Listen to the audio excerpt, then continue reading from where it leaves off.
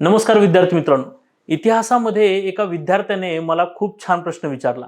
प्रश्न असा होता, सर भारतामध्ये सध्या जी जाती व्यवस्था आहे आणि ज्या पद्धतीने ही जाती व्यवस्था पसरलेली आहे, या जाती व्यवस्थेचं मूळ नेमकं कुठे आहे बरं?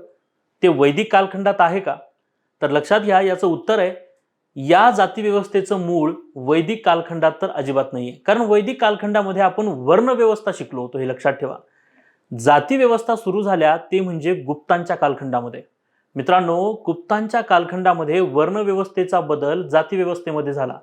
हे होण्यासाठी तिथल्या भौगोलिक, परिस्थितिकीय, राजकीय आणि आर्थिक सगळ्याच घटकांना आपण जबाबदार धरू शकतो।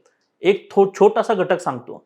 साहजिक होतं की गुप्तांनी स्वतःला क्षत्रिय दाखवण्यासाठी बऱ्यापैकी ब्राह्मणांना किंवा वैदिक ब्राह्मणांना जमिनी अनुदानित केल्या गेल्या।